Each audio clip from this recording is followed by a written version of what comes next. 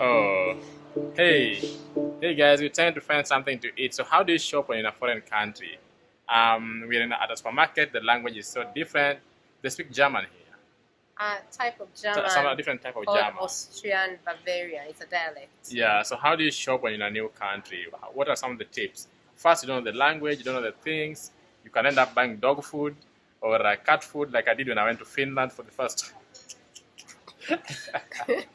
Yeah, so we're trying to get some food now. So, what are the tips? What tip would you give? I Just would one say tip. the tips: use your eyes. Don't try to read. Don't try to read the words like this. They have very very long words with a lot of consonants together. So don't read. Look for the things like here where you are. As you can see, we can see cooking pots here. We Yeah. definitely don't want cooking pots. So we know we place. So we keep on walking and Walking seeing around what's and seeing what to do. Anyway, you just need to be a bit smart. Sometimes you can ask if you completely, can't find stuff, it. yeah.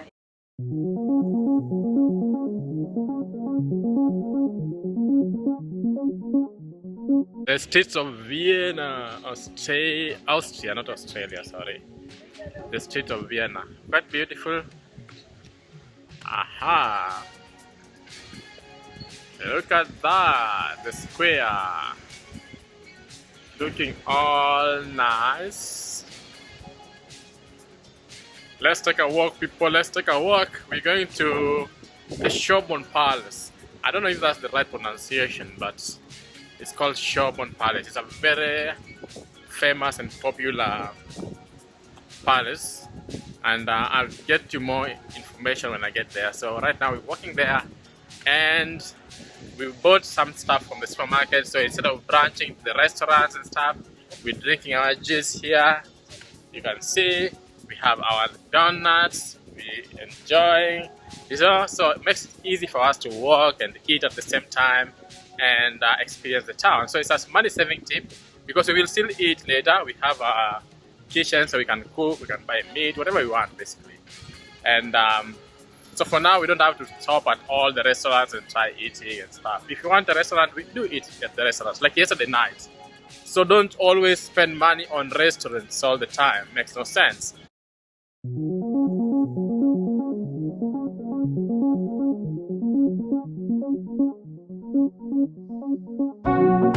Hey guys, can you see the lights in Vienna?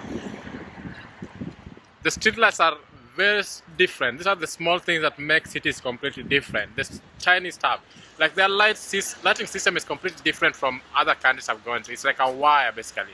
It's like a hanging wire all over. So if you ask what we do on holiday, what do you do when you get there? You walk, you chill. Sometimes I've gone to places where I just sleep the whole time. But for me, that change of scenery, that change of environment is worth it. And I love it. And the fact that I travel, I see new people. I'll do a video on Denmark where I went and I slept the whole time and looked at the flower gardens the whole time I was there. So anyway, what do you do when you go on holiday? Some people always ask. You can do a lot of stuff. Do what you feel like doing. What does your soul say? If you want to experience the place, go out and experience the place. I'm Avid. Yeah. That's the whole idea. You do you. Do you, man. And you do you to enjoy. Yes. You don't have to go out if you're tired. Anyway, look, going to the palace. So stay tuned with us. I'm still on the street, so today I'm walking around, so you can see. I'm experiencing this city.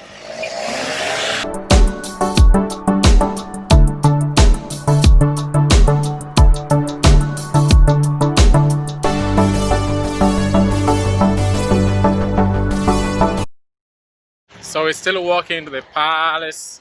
Anyway, we were talking about different names and how different cities have different reference to things. So traveling help you know how different cities adopt different names. So for example, police. So all over you always have police. Here we have Police. Here in Barcelona we had Policia. In other places you have police with an S. In other places you have polici. Which other ones? Politi. Politi. Oh, politi was it? Politai. Polizei. So a very simple name. And of course, You see London how police. people, and of course London police. So every city have their way of referencing to this small stuff, and that's the beauty of traveling. You know, you see how people adopt very small stuff, how they adopt them and make them, you know, relatable to them. So you should always be uniquely you. Remember, be uniquely you. So we at the gallery, we heading to the palace very soon. Palace.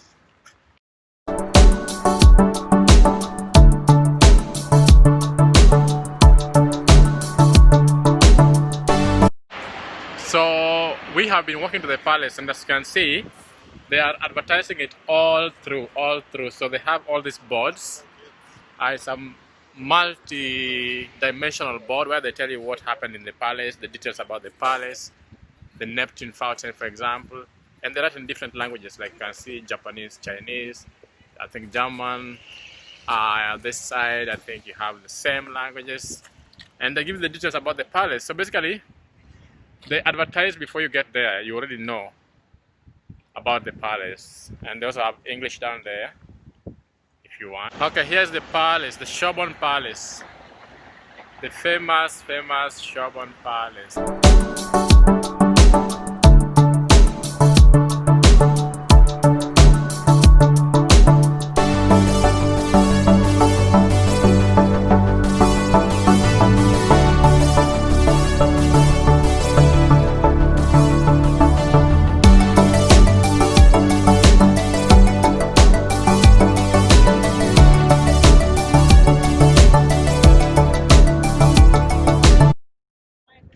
This from Egypt. Yes. Oh, they It have was coming from they have the obelisk. They have the obelisk here. Yeah, we know obelisk. They have it here. Right here, didn't you? Who brought it here? Which Napoleon. Napoleon Bonaparte. Napoleon Bonaparte is. French. It's French. But he had a children, had a But son, that's- he had a son with the daughter of Maria Theresa. Yeah, no, but no. These are Romans, Roman ruins. Roman ruins, I know that. Yes. Actually, Yeah. So the Roman ruins are in the Roman. Chinese always ask when this construction going to be finished, but the Chinese are crazy. Yeah. They think this is construction, it's Roman It's not ruins. construction, it's the ruins. Yes. Don't finish. So- Chinese think it's construction. So the obelisk is in here. Right here. Here.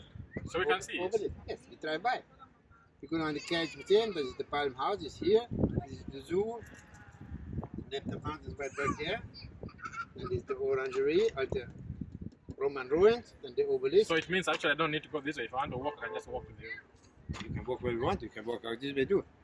You're free. You're married now. You're free. I'm not married. Yeah, okay, you're free. Because if you're married, you're So not free. so married people are the ones who should not walk. It's like a jail, like prison for all. Yeah. When you said that Napoleon Bonaparte had a mistress here in Austria. He had a child, it's the daughter of Maria Theresa. Ah. Huh? He lived here for 2 years. For 2 Ah. years? Yes. Then he got beaten up from the Austrian. Ah. He lose the war.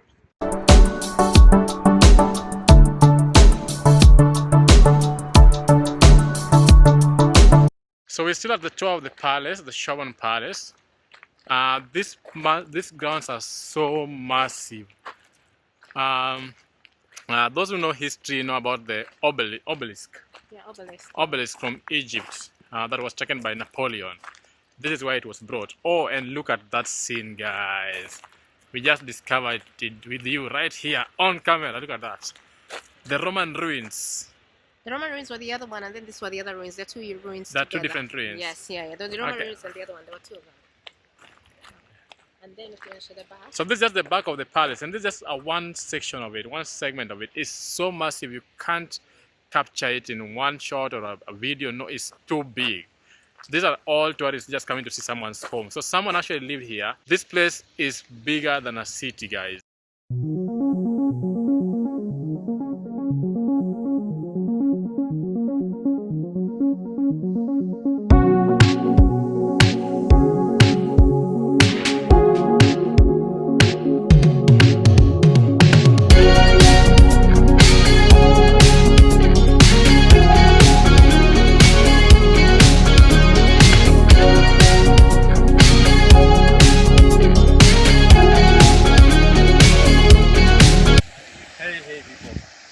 Look at this view, guys. Look at this. Those who are asking me what you do on holiday, this is just one place. I haven't gone to the central yet. I'm just at the Schonbrunn Palace.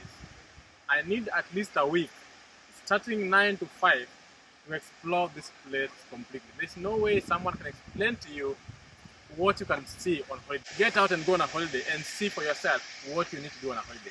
Now, this place alone will take me more than a week to actually just video and give you all the details. But for now, I'm going to try my best and give you what I can with the few hours that I have. So right behind me, as you can see, the Napoleon Fountain. This is called the Napoleon Fountain. I'm going to go up there. It looks beautiful. Behind it are the ruins. And right there, you can see there's a zoo. This is someone's home, by the way. Don't forget. Don't forget this is someone's home. So I can see more than 30 places whereby you can just visit and see stuff and enjoy. The scenery is amazing, guys. Nobody can ever explain to you, not on a video, not face to face, on what you can do on a holiday. No one.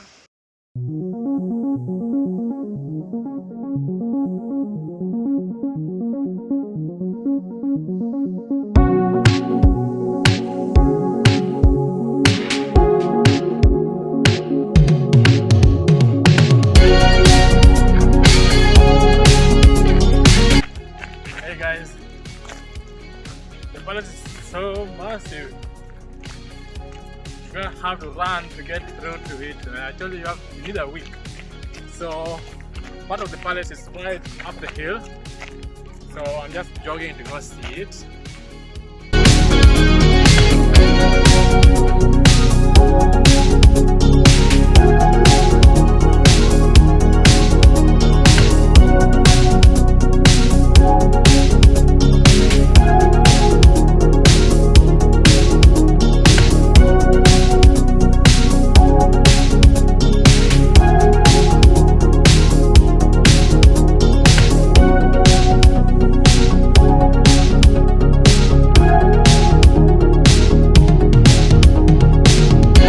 Guys, this is still someone's garden. So we're still in the palace grounds. I'm so overwhelmed, I can't do so much in one day or in a few hours. I still have to explore the rest of Vienna. But this is just to show you how massive this place is. And look at that. That's where we came from. That's where that's just an erection. They call it an erection for the mistress, the Napoleon's mistress, Teresia. And it's not the main palace. This whole thing is just messed up. It's a terrace basically, but it's a whole massive building. So these are someone's gardens. This is just one part of it. This is just one road. We have like hundreds of these roads. It's set right inside nature. So all around it is forests. So this person took almost a whole town. The whole of Nairobi town is right in his yard. I don't know what to call this, but this is another level of crazy shit.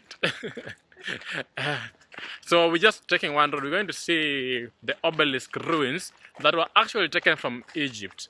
Very sad, by Napoleon. So I'll show you when we get there. This is just different routes. So somebody's home has different routes. That's just one side. We just stumbled. That's just one side. That's another side. And I've shown you the other side. This is another road. That's another road. Down here is another road. Guys, is this normal? This is another side, people. This is another side going to his house. And this is one side, one section of this palace. I don't know what to say, but this is pure madness.